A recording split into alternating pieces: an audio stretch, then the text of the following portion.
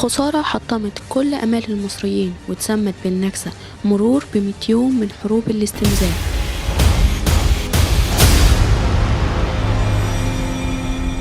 ومن وفاة رئيس اعتبره البعض مخطئ والبعض الآخر رآه زعيم للأمة، ويتولى رئيس تاني عشان ياخد قرار لتحقيق النصر ويستعيد الكرامة، عشان نوصل للحظة اللي تحول فيها الحلم الضايع لمدة 6 سنين لواقع انتصار حرب ذكرت في تاريخ مصر الحديث. لتنتهي الحرب بالانتصار وينتهي معاه أسطورة الجيش الإسرائيلي الذي لا ينسى.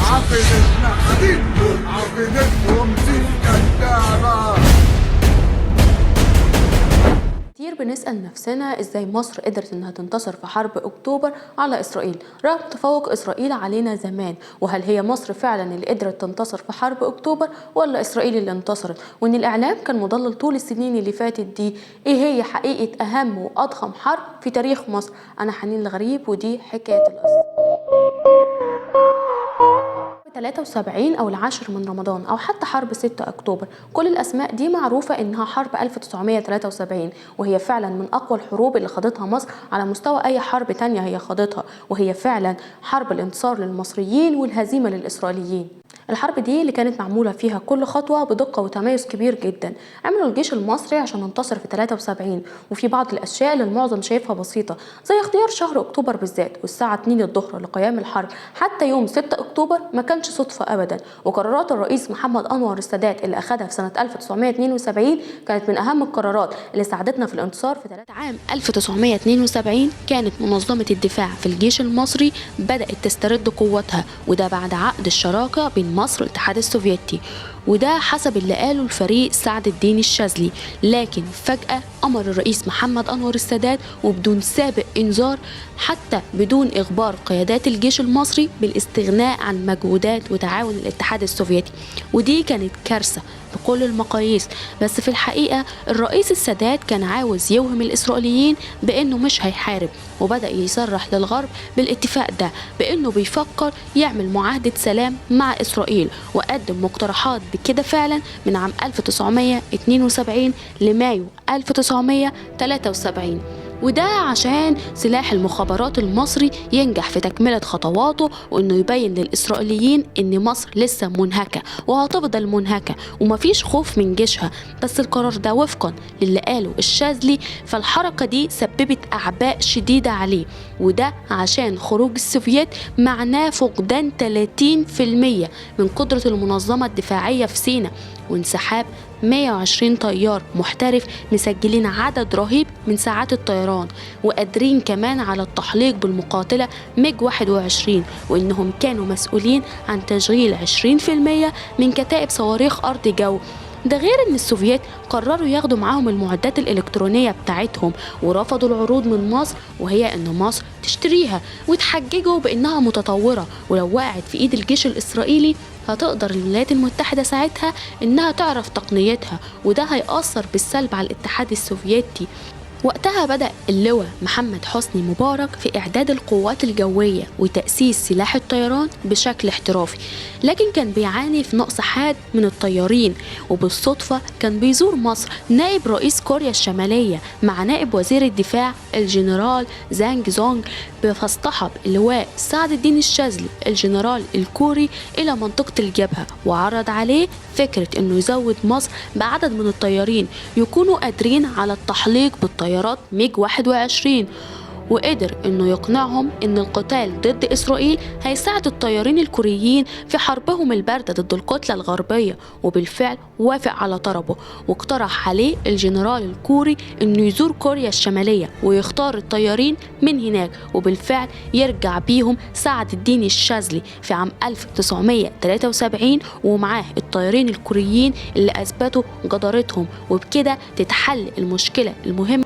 وفي 1973 قدر اللواء سعد الدين الشاذلي انه يحل مشكلة قلة عدد الطيارين ويرجع بيهم من كوريا لمصر. إلا إن السادات كان بيخطط بشكل احترافي للحرب، وكان بيعقد دايما جلسات مع الرئيس السوري حافظ الأسد اللي كان دايما بيتابع معاه أخبار المنطقة باستمرار، وهو الوحيد اللي كان على علم بميعاد الحرب. هو 6 ليه هو شهر أكتوبر هو الشهر المناسب لقيام حرب 73، خصوصا إن هم ما اختاروش أي شهر من شهور السنة وبالذات نوفمبر، لأن في نوفمبر هتبدأ تنزل السلوك على هضبة الجولان. والمعروف إن في 73 كانت مصر وسوريا بتحارب إسرائيل، وانتصرنا فعلا في 73، وخصوصا إن هيتم انتخابات برلمانية للجيش الإسرائيلي في 28 من نفس الشهر، وهيكون الجيش والشعب منشغلين بالحملات الانتخابية. وبكده في سببين عشان نختار شهر أكتوبر بالذات، لأن إسرائيل احنا كنا بنعتمد على عنصر المفاجأة عشان إسرائيل تتفاجأ، لأنها ما كانتش متخيلة إن مصر هتقدر إنها تحارب في كل الأوقات. السبب الثاني هو ليه يوم 6 أكتوبر بالذات، لأن في اليوم ده هو عيد الغفران عند إسرائيل، وبيتوقف فيه الإذاعة والتلفزيون تماما في إسرائيل، وخصوصا إن في اليوم ده يوم 73 6 أكتوبر ادت إسرائيل أجازات للضباط والجنود الإسرائيليين، خصوصا إن هي ما كانتش بتديلهم أجازات أبدا حتى في عيد الغفران. بس بعد القرارات اللي قالها محمد أنور السادات اتأكدت إن مصر مش هتحارب، وفعلا ادت لهم الأجازات. ده ساعدنا كتير جدا. الساعة 2 الظهر للهجوم ده كان ليه سببين. السبب الأول بإن ده الوقت المثالي للهجوم، وخصوصا إن الشمس هتكون في جهة الغرب يعني خلف المصريين، وهتسبب رؤية ممتازة للمهاجمين المصريين على عكس المدافعين الإسرائيليين. والسبب الثاني اختيارهم للساعة 2 الظهر، بإن لو كانوا اختاروا وقت الفجر فإن الجنود الإسرائيليين هيكونوا مستعدين، واختيارهم لوقت الغسق فأكيد الرؤية مش هتكون واضحة عند المصريين. والساعة 2 الظهر هو الوقت المثالي فعلا للهجوم، خصوصا ان الوقت ده هيكون الاسرائيليين مسترخيين ومش معتقدين ابدا ان مصر هتقدر انها تحارب في الوقت ده، خصوصا انهم صايمين، لان احنا كنا بنحارب في شهر رمضان، وفي الوقت ده تنطلق عليهم المفاجأة على الاسرائيليين. 67 قدرت اسرائيل انها تبني خط بارليف لتأمن نفسها من اي هجوم عليها، والمعظم بيعتبر ان خط بارليف هو الساتر الترابي، إلا إن الساتر الترابي ده جزء بسيط من تحصينات خط بارليف، لأن الخط ده كان فيه عقبات كبيرة بتواجه الجيش المصري